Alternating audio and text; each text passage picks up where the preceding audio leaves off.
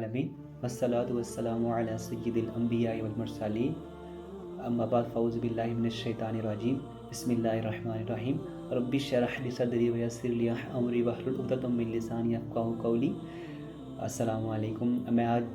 کا جو میرا ٹاپک ہے وہ ہے کہ جھوٹ جو ہم ڈیلی روٹین میں اکثر لوگ استعمال کر رہے ہوتے ہیں، جھوٹ بول رہے ہوتے ہیں، اس کے ریلیٹڈ آج کی یہ ویڈیو ہے۔ تو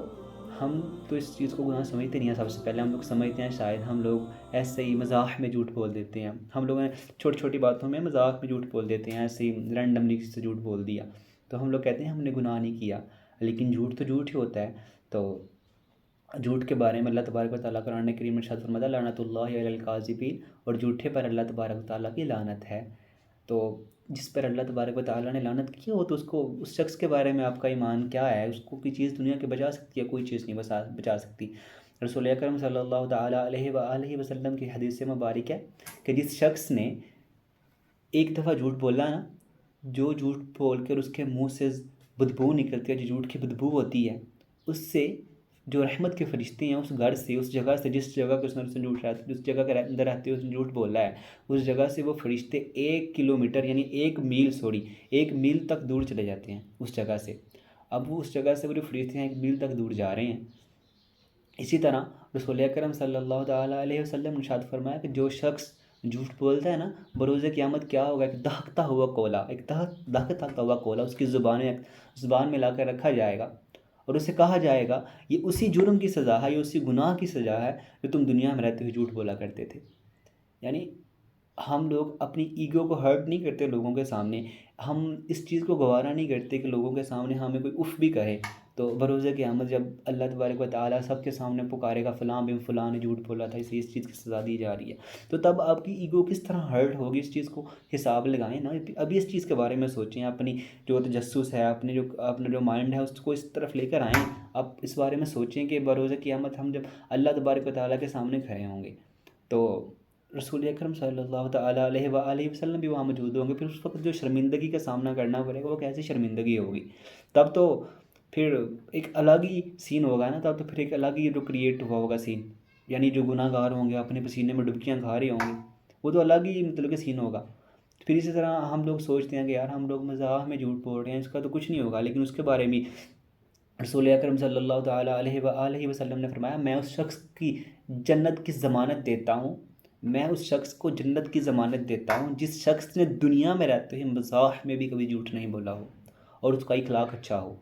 اب آپ اس چیز سے حساب لگائیں، جس شخص کو دنیا میں رہتے ہوئے رسول اکرم صلی اللہ تعالیٰ علیہ وسلم ضمانت دے رہے ہیں جنت کی، تو کیا وہ شخص جہنم میں جا سکتا ہے؟ اسی طرح ایک اور حدیث ملتی ہے رسول اکرم صلی اللہ تعالیٰ علیہ وسلم کی کہ اے لوگوں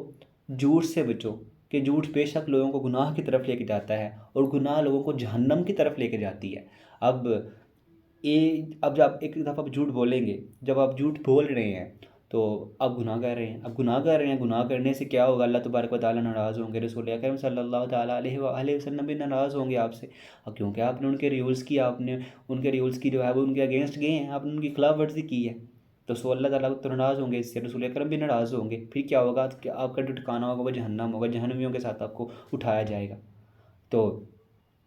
اب اسلام نے کنڈیشن بتا دی ہیں کہ کن 3 کنڈیشنز میں ہم جو ہے نا وہ جھوٹ بول سکتے ہیں۔ تو رسول اکرم صلی اللہ تعالیٰ علیہ وسلم کا فرمان ہے کہ سب سے پہلے اگر جھوٹ بولنا ہے نا تو اپنی بیوی کو منانے کے لیے، اگر آپ کی بیوی ناراض ہو تو اسے منانے کے لیے آپ جھوٹ بول سکتے ہیں۔ فار ایگزامپل ناراض نہ بھی ہو تو بعض اوقات ایسا ہوتا ہے نا کہ بیویاں نئے کپڑے پہن کے آتی ہیں اور پوچھتی ہیں کہ از آئی ایم لکنگ گڈ، تو اب اگر وہ اچھی نظر نہ بھی آ رہی نہ ہو تو اپنے پھر بھی کہہ دیا کریں یا you are looking good, you are looking very pretty and beautiful, انہیں کہہ دیا کریں، یہ چھوٹے سے جملے ہوتے ہیں، ان سے یقین مانیں گھروں کی لڑائیاں ختم ہو جاتی ہیں، تو یہ جملے انہیں کہہ دیا کریں۔ اور دوسرا، کسی مظلوم کو ظالم حکمران سے بچانے کے لیے آپ جو جھوٹ بول سکتے ہیں،